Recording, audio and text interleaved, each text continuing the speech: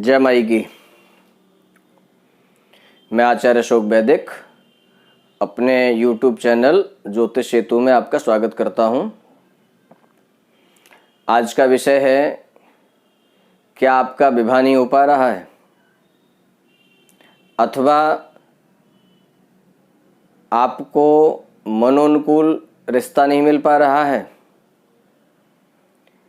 या आपके बच्चे का विवाह नहीं हो पा रहा है। इसी विषय पर आज ये चर्चा रहेगी और इसके केंद्र में लड़के रहेंगे, अर्थात पुरुष वर्ग के लिए ये चर्चा है। तो आप लोगों से मैं कुछ साझा करना चाहता हूँ, कुछ ऐसी चीज़ें आपको बता रहा हूँ। निरंतर मेरा प्रयास है कि आप सुने और लाभान्वित हों।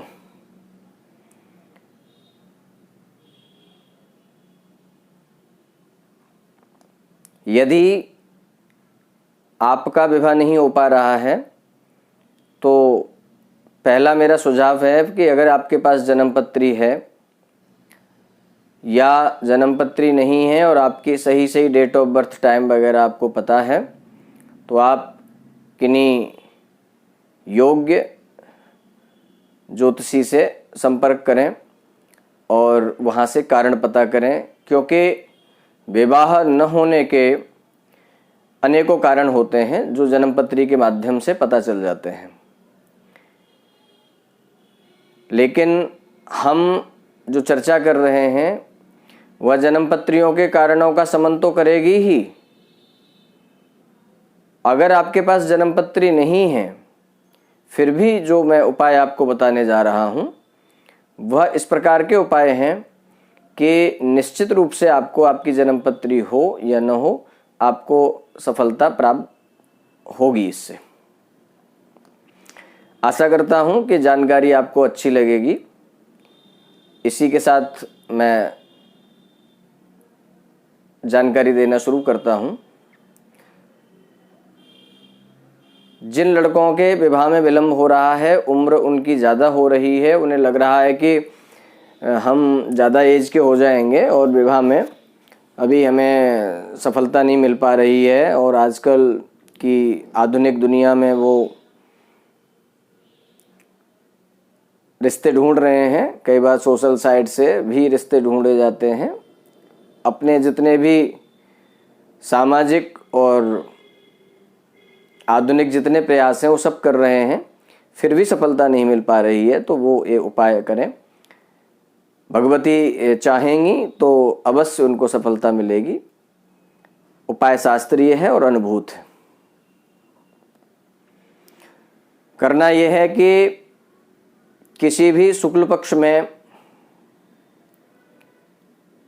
की द्वितीया तिथि से प्रारंभ करना है या नवमी तिथि से प्रारंभ करना है, और उपाय की अवधि 7 दिन की रखें। द्वितीया से प्रारंभ करेंगे तो नवमी को अष्टमी को समापन हो जाएगा, और नवमी से प्रारंभ करेंगे तो पूर्णिमा को समापन हो जाएगा। जिन लोगों को संस्कृत का उच्चारण आता है वह पाठात्मक उपाय करेंगे, और जिन लोगों को संस्कृत का उच्चारण नहीं आता है वो जपात्मक उपाय करेंगे, अर्थात वह जप करेंगे जिन्हें संस्कृत नहीं आती है, और जिन्हें संस्कृत आती है वो पाठ करेंगे। उपाय में भगवती दुर्गा के समक्ष किसी मंदिर चले जाएं। मंदिर न जा सकें तो घर में ही किसी पूर्व दिशा की दिशा में एक चौकी पर लाल वस्त्र बिछाएं। लाल वस्त्र पर अष्टदल बनाएं सिंदूर से। उस अष्टदल में जो 8 उसकी पंखुड़ियाँ होंगी, उस हर एक पंखुड़ी में क्लीम नमः क्लीम नमः क्लीम नमः इस तरीके से सब में सिंदूर से आप लिख देंगे। उसके मध्य में थोड़े से अक्षत स्थापित कर देंगे, और अक्षतों के ऊपर कलश स्थापित करेंगे। कलश स्थापन की विधि में जल डालेंगे, उसके अंदर सप्तमृत्तिका डालेंगे, गंगा जल डालेंगे, सर्वौषधि वगैरह डालेंगे, जो प्राप्त हो जाए वो प्राप्त करेंगे। और कलश पर भी स्वस्तिक बनाएंगे, उसके मौली बंधन करेंगे और उसके ऊपर एक पूर्ण पात्र अर्थात चावल से भरा हुआ कटोरा रख देंगे। उसके ऊपर एक नारियल को मौली से लपेटेंगे, उस पर भी स्वस्तिक बनाएंगे, स्थापित कर देंगे। और उसके बैक में भगवती दुर्गा का, या तो बैक में नहीं आगे रखेंगे, भगवती दुर्गा का चित्र रखेंगे या प्रतिमा रखेंगे। प्रतिमा यदि हो तो प्राण प्रतिष्ठित हो, चित्र बिना प्राण प्रतिष्ठित के भी काम करेगा। अपने लिए एक ऊनी आसन ले लेंगे जिसका रंग लाल होगा, उस पर बैठ जाएंगे। एक लाल चंदन की एक माला ले लेंगे अथवा रुद्राक्ष की माला ले लेंगे, गोमुखी ले लेंगे, बैठ जाएंगे और प्रातःकाल स्नान आदि से निवृत्त होकर मन को पवित्र करेंगे। और मन को पवित्र करते हुए ईश्वरीय भाव से भगवती के समक्ष जाएंगे और वहाँ पर जा कर के अपनी पूजा में संलग्न हो जाएंगे। मित्रों, एक बात जो अति आवश्यक है वो यह है कि इस पूरे प्रक्रिया में अर्थात ईश्वरीय सत्ता में श्रद्धा का होना अत्यंत आवश्यक है। ये उपाय आप जब ही करें जब आपके अंदर पूरी तरीके से ईश्वरीय भाव हो और आपको लगे कि इस उपाय से या इस तरीके से किसी पूजा पाठ से आपको फल की प्राप्ति हो सकती है। अर्थात आपका मन बुद्धि का वहाँ पर लगे रहना भी अत्यंत आवश्यक है।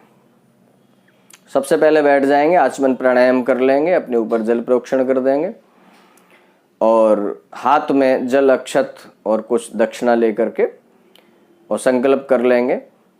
संकल्प में जिस दिन आप प्रारंभ कर रहे हैं उस दिन का तिथि, वार, नक्षत्र इत्यादि बोलते हुए अपने नाम बोलेंगे और अपना गोत्र बोलेंगे। उस नाम गोत्र के बोलने के बाद में फिर आप अपनी मनोकामना भी बोलेंगे। उसके अंदर संस्कृत आती है, संस्कृत में बोलेंगे।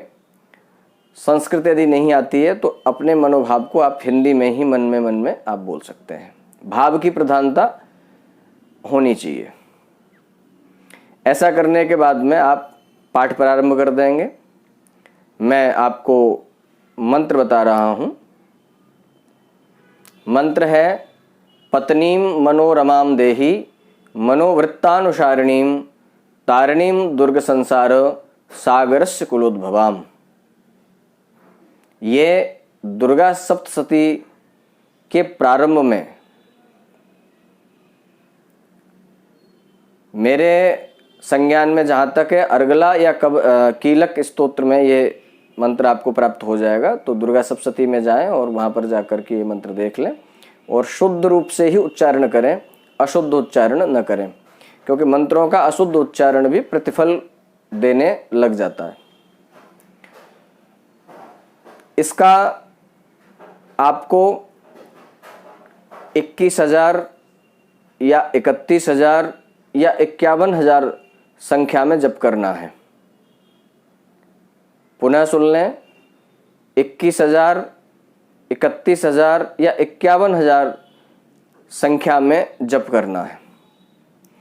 जो जप की संख्या आप पहले दिन संकल्प करेंगे उसमें जो जप की संख्या आप बोलेंगे वो जप की संख्या आपको पूरी करनी है। ये बिल्कुल संकल्प करते ही सुनिश्चित हो जाता है, क्योंकि संकल्प कहा ही उसे जाता है जिसका विकल्प नहीं होता।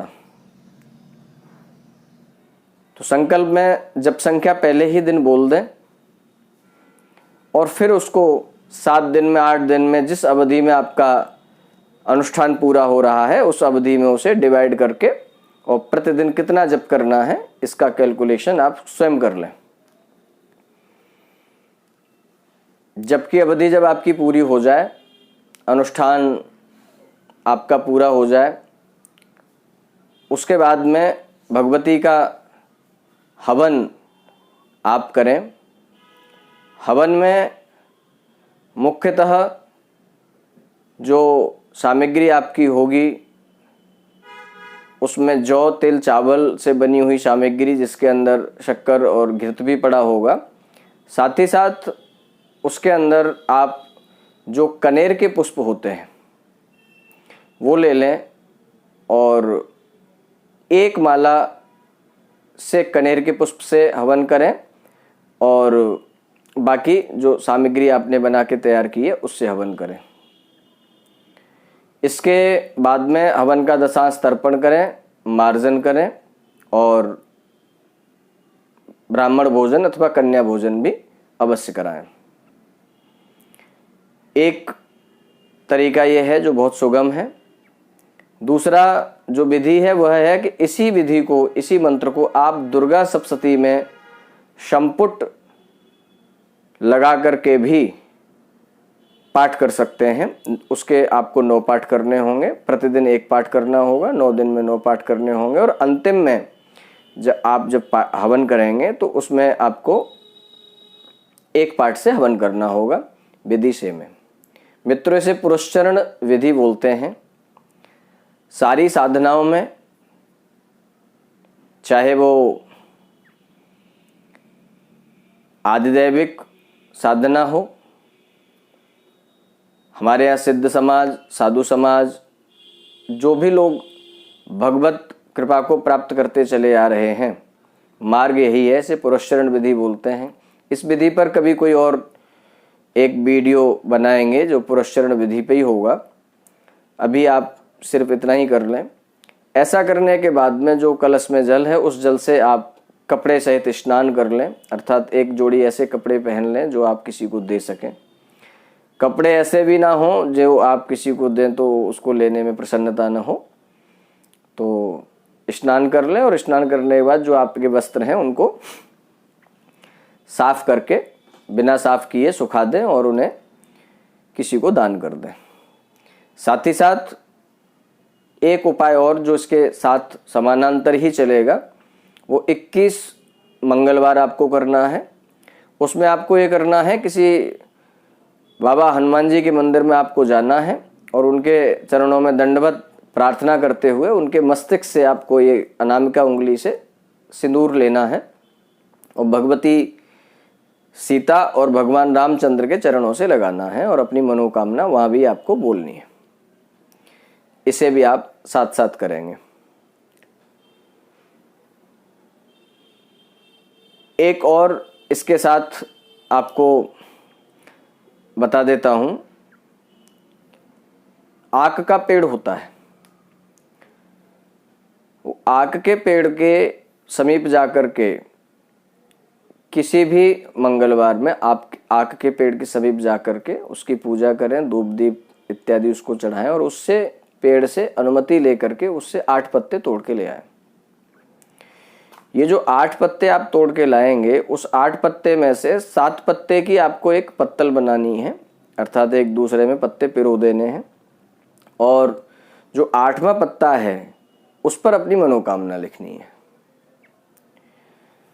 मान लीजिए आपका विवाह नहीं हो रहा है तो उसमें लिखें, हे बाबा हनुमान, वीर बजरंगी, आपने जैसे भगवान राम को सीता माँ से मिला दिया था, इसी प्रकार मेरे निमित्त भी इस भूभाग पर यदि कोई कन्या उत्पन्न हुई है तो उसके निमित्त मुझे उससे भी मिला दीजिए। ऐसी प्रार्थना करते हुए उस पत्तल पर बूंदी के लड्डू रखें और हनुमान जी को भोग लगाएं।